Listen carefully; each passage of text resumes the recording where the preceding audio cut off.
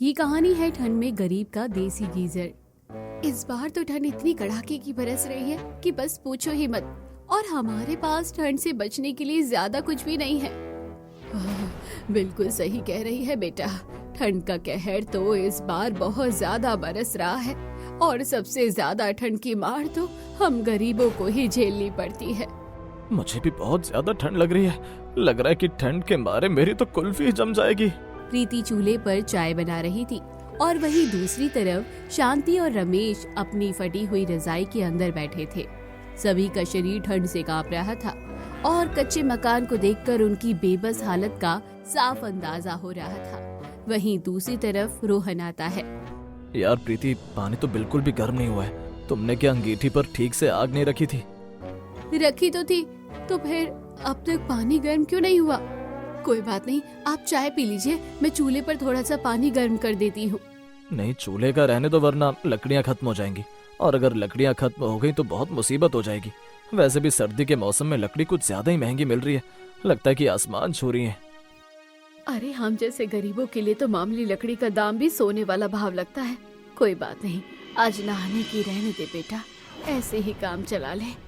गरीबी से बेबस परिवार हर छोटी चीज को इस्तेमाल करने के लिए भी बहुत ज्यादा सोच विचार करता था। चाय नाश्ता करने के बाद रोहन अपने काम पर चला जाता है। पैदल ही वो अपनी फैक्ट्री तक पहुंचता है, जहां उसका खड़ूस सेठ उसे खरी खोटी सुनाने के लिए पहले से ही उसका इंतजार कर रहा था। आ गए मालिक, बड़ी जल्दी आ गए। इतनी जल्दी आने का कष्ट क्यों लिया? जरा आराम से आ जाते, तब तक हम आपके लिए यहाँ पर बिस्तर और गर्मा गर्म हीटर का इंतजाम कर देते। सेठ रोहन को ताना कसते हुए कहता है। रोहन सहम कर आगे आता है। नहीं सेठ जी, ऐसा नहीं है। दरअसल अभी ठंड बहुत ज्यादा है और बहुत ज्यादा कोहरा हो रहा था, तो जरा आने में देरी हो गई और इतनी दूर से पैदल चलकर आता हूँ तो काफी परेशानी होती है। अरे तो काम पर आने के लिए जल्दी निकलना चाहिए ना घर से। अब क्या तुम्हारे लिए मैं स्पेशल फैक्ट्री में आने के लिए एयरप्लेन सर्विस लगवाऊं? काम पर ध्यान है नहीं। तुम्हारी वजह से पता है मुझे कितना घाटा होता है और ऊपर से बीपी होता है 100 अलग। तुम्हारी पगार से पैसे काटूंगा। ये सुनकर रोहन हाथ जोड़ लेता है और नम आंखों से कहता है। नहीं मालिक, कृपया करके रहम करो, मेरे साथ ऐसा मत करना। आप चाहे तो मैं देर रात तक रुककर एक्स्ट्रा काम कर लूंगा, लेकिन मेरा एक पैसा भी मत काटना।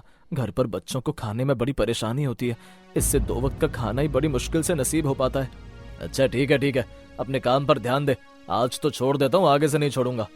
खरी खोटी सुनाकर सेठ वहाँ से चला जाता है और रोहन उसके बाद ध्यान से अपना काम करता है। वहीं दूसरी तरफ घर पर बच्चे ठंड से कांप रहे थे। मम्मी मम्मी, मुझे बहुत ठंड लग रही है। अब तो ठंड और बिल्कुल भी बर्दाश्त नहीं हो रही है। हाँ मम्मी, बिल्कुल ऐसा लग रहा है कि ठंड के मारे जान निकल जाएगी। ये बात सुनकर प्रीति चिंटू को रोकते हुए चिंतित स्वर में कहती है। नहीं नहीं बच्चे, ऐसा नहीं कहते, ऐसा बोलना गलत बात होती है। और क्या करूं मम्मी, जब इतनी ठंड लग रही है तो। कोई बात नहीं बेटा, मैं अभी तुम्हारे लिए आग जला देती हूँ, उसके सामने बैठकर तुम्हें अच्छा लगेगा। हाँ मम्मी, जल्दी करो। प्रीति तसले में थोड़ी सी आग सुलगा देती है, जिसके बाद बच्चों और सास ससुर को सबको बहुत अच्छा लगता है। वहीं दूसरी तरफ पूरा दिन कमर तोड़ मेहनत करने के बाद रोहन रात को घर वापस आता है। खाने में सभी को दाल चावल परोसे जाते हैं। मेरा तो अब दाल चावल खाने का बिल्कुल भी मन नहीं करता है। हर रोज हमें यही सूखे दाल चावल खाने को मिलते हैं। बिल्कुल सही कहा, रोज ऐसा खाना खाकर तो मन उब जाता है। खाने में कुछ अलग और नया हो तो जरा मजा भी आए। ये बात सुनकर रोहन निराश हो जाता है और कहता है। सब मेरी वजह से ही हो रहा है। मैं कितना अभागा हूँ जो अपने परिवार को पेट भर खाना तक नहीं खिला पा रहा। रोहन को परेशान देखकर शांति कहती है। अरे बेटा, तू ऐसा क्यों कह रहा है? तू तो हमारे लिए इतनी मेहनत करता है, हमारे लिए वही बहुत है। कम से कम तेरी वजह से हम 2 वक्त का खाना समय पर नसीब तो हो रहा है, वरना दुनिया में ऐसे कितने लोग हैं जिन्हें ठीक से दिन में 1 वक्त का खाना तक नसीब नहीं होता। हाँ बेटा, तुझे निराश होने की जरूरत नहीं है। तू तो हमारे लिए बहुत कुछ कर रहा है, हमारे लिए इतना ही बहुत है। अरे तो उसे निराश भी तो आपने ही किया है, क्या जरूरत थी आपको ऐसा कहने की? कोई बात नहीं माँ, आप पापा को कुछ मत कहिए। हमारे घर के हालात ही ऐसे हैं कि अब मन तो करता है कि बस हम कुछ नहीं कर सकते। इस तरह पूरा परिवार चुपचाप खाना खा लेता है। और रात को जब उन्हें ठंड लग रही थी, मुझे तो बहुत ज्यादा ठंड लग रही है, नींद भी नहीं आ रही है, कितनी तेज हवा का झोंका घर के अंदर आ रहा है, इस रजाई में ठंड भी नहीं रुक रही है। ठंड तो मुझे भी लग रही है, इस तरह तो हम नहीं सो पाएंगे। हाँ मम्मी, मुझे भी बहुत ठंड लग रही है। मुझे भी। हमारा तो फिर भी देखा जाए, बच्चे भी ठंड के मारे कांप रहे हैं। ये सब देखकर प्रीति उठती है और एक तसला लेकर आती है। उसके बाद वो उसमें उपले रख देती है और उसे जला देती है, जिसकी धीमी धीमी आंच से पूरे घर में गर्मी बन जाती है। जिसके बाद सभी आराम से सो जाते हैं। अगली सुबह जब बच्चे बाहर आंगन में खेल रहे थे, तब उसका पड़ोसी बच्चा मोनू उनके पास आ जाता है। अरे तुम दोनों क्या कर रहे हो? कुछ नहीं, हम तो बस छुपम छुपाई खेल रहे हैं। क्या तुम हमारे साथ खेलोगे? मैं खेल तो लेता, लेकिन बाहर बहुत सर्दी है, मेरा खेलने का मन नहीं है। मैं तो आराम से घर में हीटर चलाकर टीवी देखूंगा। क्या हीटर? वो क्या होता है? अरे बुद्धू, तुम्हें ये भी नहीं पता कि हीटर क्या होता है? कोई बात नहीं, चलो मेरे घर चलो, मैं तुम्हें दिखाता हूँ कि हीटर क्या होता है। मोनू के साथ दोनों बच्चे पिंकी और चिंटू उसके घर चले जाते हैं। वहाँ एक कमरे में हीटर चल रहा था, जिसकी गर्म हवा से पूरा कमरा ही गर्म हो रखा था, जहाँ बैठने के बाद दोनों को बहुत अच्छा लगता है। वाह यार, मानना पड़ेगा, तेरा घर कितना अच्छा है। यहाँ पर तो बिल्कुल भी ठंड का एहसास नहीं हो रहा। कितना अच्छा लग रहा है। ऐसे में इस बिस्तर पर लेटकर बहुत अच्छी नींद आएगी। चिंटू बेचारा जो जमीन पर चटाई पर सर्दी में सोता है, पूरी रात ठंड में कांपते हुए उसकी निकल जाती है, इसलिए उसकी आंखों में नींद भरी हुई थी। चलो टीवी चलाते हैं, हम कार्टून देखेंगे। हाँ ठीक है। मोनू टीवी चलाता है और दोनों बच्चे बैठकर कार्टून देख रहे थे। तब मोनू उनके लिए मूंगफली लेकर आता है और सभी बच्चे बड़े आराम से बैठकर मूंगफली खा रहे थे। तभी वहाँ पर मोनू की माँ नेहा आ जाती है। वो जैसे ही देखती है कि बगल वाली गरीब पड़ोसन के बच्चे उसके बेटे के कमरे में बिस्तर पर बैठकर आराम से टीवी देख रहे हैं, तो ये नजारा देखकर उसका खून खौल जाता है। पता नहीं ये गरीब और फटीचा लोग हमारे घर में हमेशा क्यों आ जाते हैं, और मेरा बेटा बिल्कुल बुद्धू है जो हमेशा इन लोगों को घर में ले आता है। अरे मेरा सारा बिस्तर गंदा हो गया, अभी भगाती हूँ इन दोनों को यहाँ से। नेहा कमरे के अंदर जाती है और टीवी के सामने खड़ी हो जाती है। क्या हुआ मम्मी, आप इस तरह टीवी के बीच में क्यों खड़ी हो गई? साइड हट जाओ, मैं टीवी देखना है। अरे मैं कह रही थी कि इन दोनों को इस घर में किसने आने दिया?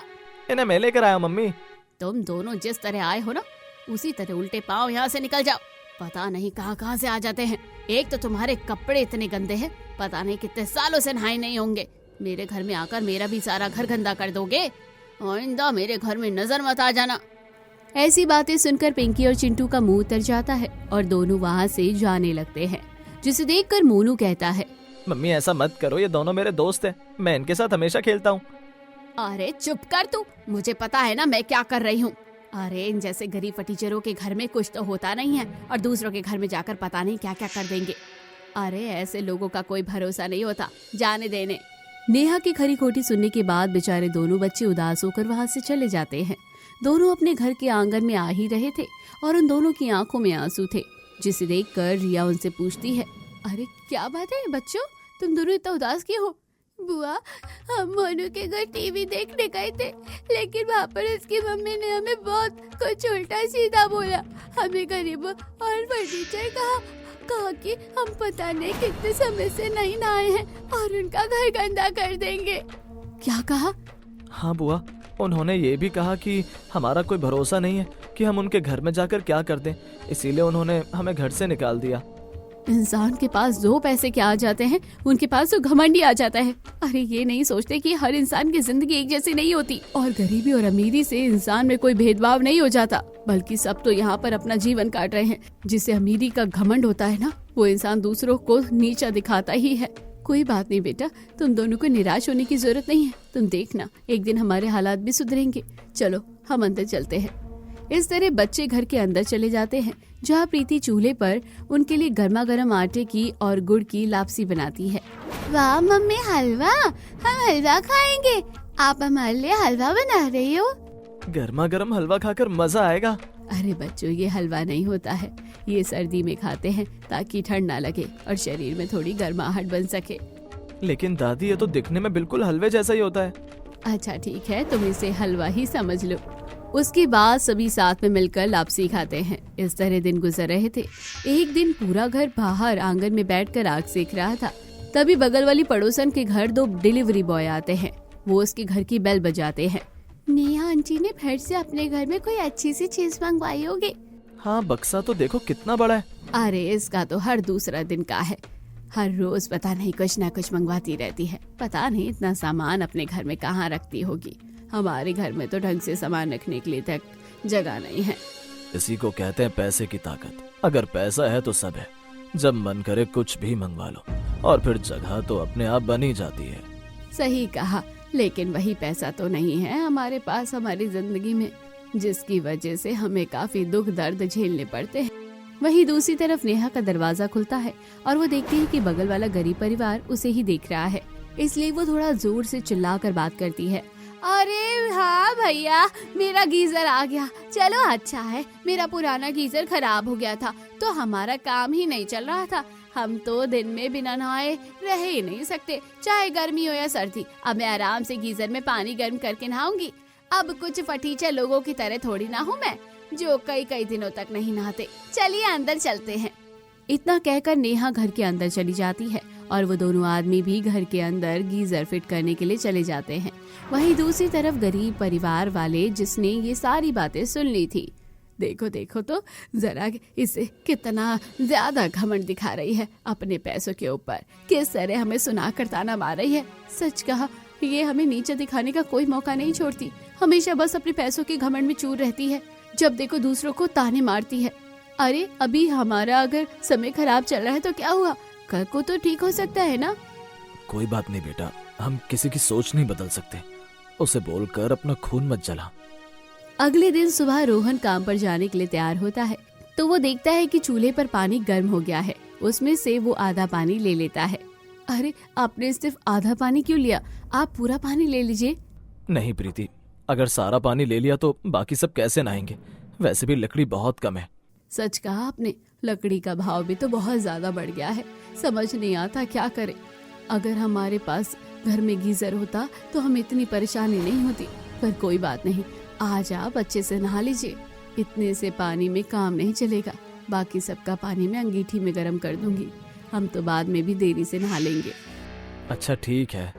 गर्म पानी से नहाकर रोहन काम पर चला जाता है। उसी शाम को प्रीति दोनों बच्चों को लेकर बाजार जा रही थी। वहाँ पर बच्चे अलग अलग तरीके की चीजें देखते हैं, जिसे देखकर उनका मन ललचा जाता है। मम्मी मुझे भी गज्जक खानी है, मेरा बहुत मन कर रहा है। हाँ मम्मी, मुझे भी खानी है। अच्छा ठीक है बच्चों, अभी ले लेती हूँ। उसके बाद प्रीति उस दुकानदार के पास जाती है और भाई साहब 10 रुपए की गज्जक दे दो। 10 रुपए की गज्जक दिलवा कर उसमें से 2 टुकड़े करती है तो एक एक टुकड़ा दोनों बच्चों में बांटकर वो अपने बच्चों को लेकर आगे बढ़ रही थी कि तभी आसमान में मौसम का रुख बदल जाता है। बड़ी जोर की बारिश होने लगती है। हे भगवान, आज अचानक से बिन मौसम बरसात कैसे हो गई। चलो बच्चों जल्दी चलो, अगर हम इतनी सर्दी में भीग गए तो तबीयत खराब हो जाएगी। वो बच्चों को लेकर किसी दुकान के नीचे खड़ी हो जाती है, लेकिन काफी देर तक भी जब बारिश रुकने का नाम नहीं ले रही थी तब दुकानदार गुस्से में भड़कते हुए कहता है, अरे अरे, यहाँ पर खड़े होकर भीड़ क्यों जमा कर रही हो। तुम्हारी वजह से मेरे ग्राहकों का रास्ता रुक रहा है। अगर कुछ नहीं लेना तो जाओ यहाँ से। भाई साहब थोड़ी देर रुक जाइए, मेरे 2 छोटे बच्चे हैं, अगर बारिश में भीग गए तो बीमार हो जाएंगे। अरे तो क्या मैंने इस चीज का ठेका लिया हुआ है। चलो निकलो यहाँ से। दुकानदार उन्हें फटकार कर वहाँ से भगा देता है। प्रीति को मजबूरन अपने बच्चों के साथ भीगते हुए घर तक जाना पड़ता है। हे भगवान, तुम तीनों तो पूरी तरह से भीग गए हो। ऐसे तो तुम तीनों को सर्दी लग जाएगी। अब हम क्या करें। मैं जल्दी से आप सभी के लिए चूल्हे पर गर्म पानी रख देती हूँ। रिया चूल्हे पर एक हांडी में पानी भरकर रख देती है, लेकिन पानी गर्म होने में समय लग रहा था और काफी लकड़ियाँ भी लग रही थी। वहीं दूसरी तरफ दोनों बच्चों को सर्दी भी लग रही थी और वो चीखे जा रहे। इतना सारा पानी गर्म करने में भी तो काफी देर लगेगी और सारी लकड़ी भी लग जाएगी। फिर लकड़ी खत्म हो गई तो हमें रात को परेशानी हो जाएगी। लेकिन तुम सबका इस समय गर्म पानी से मुंह हाथ धोना जरूरी है, वरना तबीयत खराब हो सकती है। लेकिन सबसे पहले तो तुम सब कपड़े बदल लो। प्रीति जल्दी से अपने बच्चों और अपने कपड़े बदल लेती है, लेकिन अब तक पानी गर्म नहीं हुआ था। अरे इतना पानी गर्म होने में भी इतना समय क्यों लग रहा है। क्यों ना मैं नेहा से थोड़ा सा पानी लेकर आ जाऊं, उसके घर जल्दी ही उसमें गर्म पानी आ जाएगा। अब एक बाल्टी तो मैं ला ही सकती हूँ ना। हाँ हाँ बिल्कुल सही कहा, वो हमारी इतनी मदद तो कर ही सकती है। जा जल्दी लेकर आ जा, और बच्चों को गर्म पानी से नहलाकर इन्हें रजाई में बिठा देंगे तो बहुत अच्छा लगेगा। प्रीति जल्दी से बाल्टी उठाकर पानी मांगने के लिए नेहा के घर जाती है और उसके घर की बेल बजाती है। अंदर से नेहा आती है और वो प्रीति को वहाँ देखकर उसका तुरंत मुंह बन जाता है। क्या है, तुम यहाँ पर बाल्टी लेकर क्यों खड़ी हो? मुझे किसी नौकरानी की जरूरत नहीं है, जाओ यहाँ से। नेहा तो प्रीति को देखते ही उसका अपमान कर देती है, लेकिन अपमान भरे वो शब्द पीने के बाद प्रीति कहती है, देखो नेहा, मेरे बच्चे बारिश में बुरी तरह से भीग गए हैं, उन्हें सर्दी लग गई है और चूल्हे पर पानी गर्म होने में समय लग रहा है। तुम्हारे घर में तो गीजर है, क्या तुम मुझे एक बाल्टी गर्म पानी दे सकते हो? ओह अच्छा, तो तुम्हें मेरे गीजर का गर्म पानी चाहिए? हाँ हाँ नेहा, प्लीज मेरी मदद कर दो। अच्छा अच्छा ठीक है, रुको मैं लेकर आती हूँ। प्रीति दरवाजे पर खड़ी होकर नेहा का इंतजार कर रही थी और अंदर नेहा अपने गीजर से पानी गर्म करके बाल्टी में भरती है। इन गरीब फटीचरों का यही रहता है, जरा सा कुछ देखा नहीं मुंह उठाकर भीख मांगने आ जाते हैं। अरे इतना ही शौक है तो खुद क्यों नहीं अपने घर में सारे इंतजाम कर लेते? पता नहीं कैसे इतनी गरीबी में रह लेते हैं, मुझे तो समझ ही नहीं आता। ये लोग कितने आलसी और कामचोर होते हैं, इसलिए तो इनके पास कुछ नहीं होता। इतना कहकर नेहा पानी की गर्म बाल्टी भर कर लेकर आती है, जिसे देखकर प्रीति के चेहरे पर खुशी की लहर दौड़ती है। देखो मेरा गीजर कितना गर्म पानी करता है, बिल्कुल चुटकियों में। तुमने तो इसकी शक्ल भी नहीं देखी होगी अपनी जिंदगी में कभी। प्रीति कोई जवाब नहीं देती और चुपचाप अपनी बाल्टी नीचे रख देती है ताकि नेहा अपना गर्म पानी उसके अंदर डाल सके। लेकिन नेहा के चेहरे पर एक शैतानी भाव झलक रहा था। वो प्रीति की बाल्टी में पानी डालने की बजाय उसे अपने चबूतरे से नीचे गिरा देती है।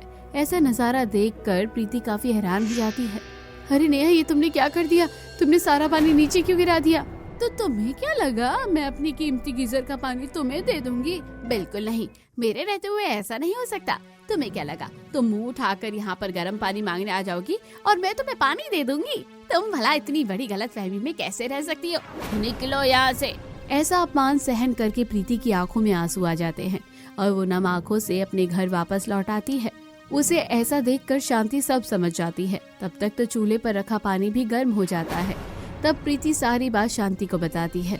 अरे बेवजह ही उस घमंडी औरत के पास गए। कोई बात नहीं बहू, तू चिंता मत कर, भगवान सब देख रहा है। हांडी में रखा पानी गर्म हो गया है, इसी से बच्चों का हाथ मुंह धुलवाकर रजाई में इनको लेटा दे। प्रीति उस एक बाल्टी पानी में ही बच्चों को नहलाकर कपड़े पहना देती है। इस तरह दिन गुजर रहे थे।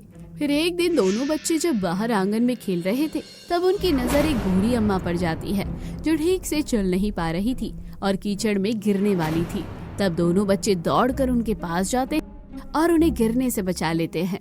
बच्चा, तुम्हारा बहुत बहुत शुक्रिया, वरना आज तो पता नहीं मेरी हड्डियां टूट जाती। कोई बात नहीं दादी अम्मा, आप ठीक तो है ना? हाँ हाँ मैं ठीक हूँ, तुमने मुझे गिरने ही नहीं दिया इसलिए मैं बच गई। दादी अम्मा, आपका घर कहाँ है? चलिए हम आपको छोड़ देते हैं। अरे नहीं नहीं बेटा, मैं चली जाऊंगी, लेकिन तुम दोनों प्यारे और नेक दिल बच्चे हो। तुम्हारे व्यवहार से मुझे बहुत खुशी हुई है। उसके बाद वो बूढ़ी औरत एक पोटली निकालती है और बच्चों को देती हुई कहती है, हेलो बच्चों, मेरी मदद करने के लिए तुम्हारा इनाम। नहीं दादी माँ, हमें कुछ नहीं चाहिए।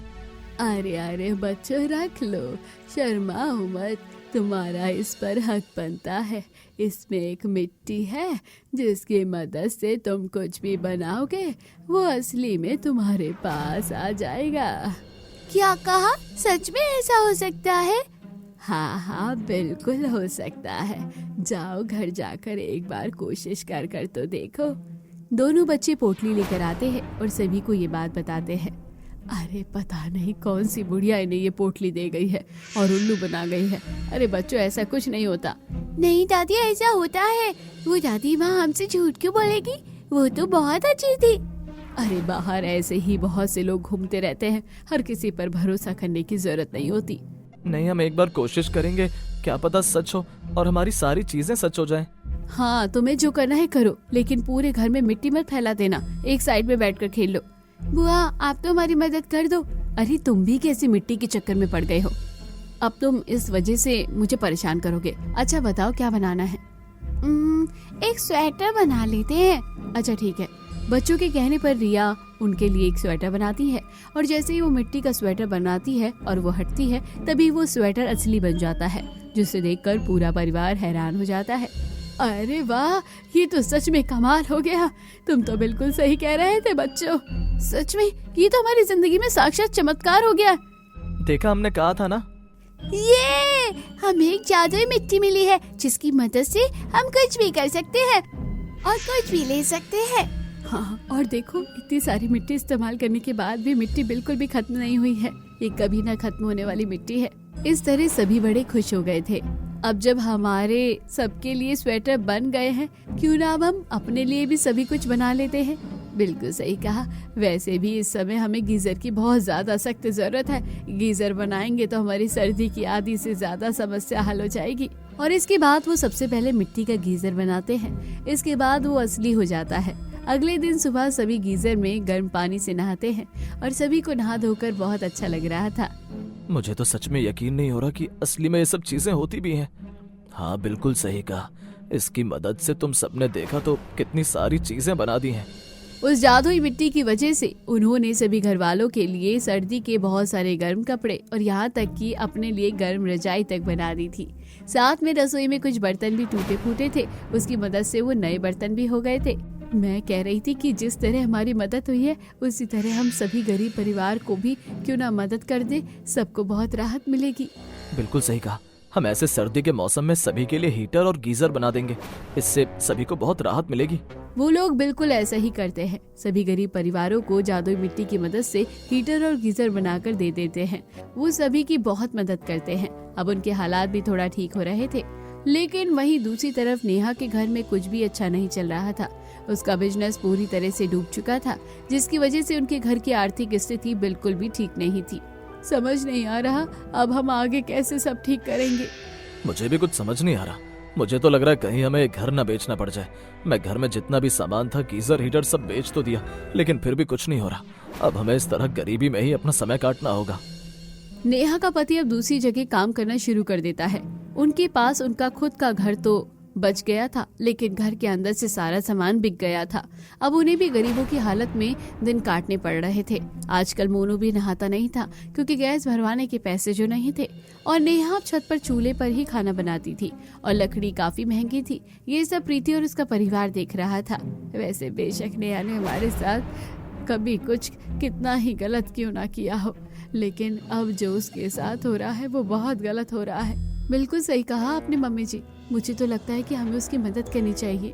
अगले दिन प्रीति नेहा के घर गीजर, हीटर और जरूरत का कुछ खाने का राशन का सामान लेकर जाती है। ये सब देखकर नेहा की आंखें नम हो जाती है। तुम ये सब क्यों कर रही हो? मैं जानती हूँ इस समय तुम बुरे हाल में हो, इसलिए मैं तुम्हारी मदद करना चाहती हूँ, लेकिन मैंने तुम्हारे साथ कितना गलत किया, उसके बाद भी तुम मेरी मदद कर रही हो। अगर कोई हमारे साथ गलत करे तो इसका मतलब ये तो नहीं है कि हमें भी उसके साथ गलत करना चाहिए।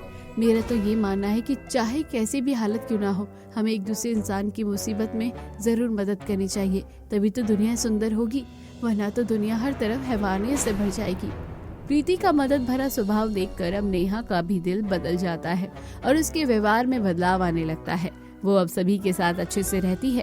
प्रीति के परिवार वालों को खुशी से रहता देख और दूसरों की मदद करता देख दूर से ही वही बुढ़िया मुस्कुरा रही होती है। इन्होंने साबित कर दिया कि मैंने इन्हें जो कीमती चीज दी वो देकर मैंने कोई गलती नहीं की।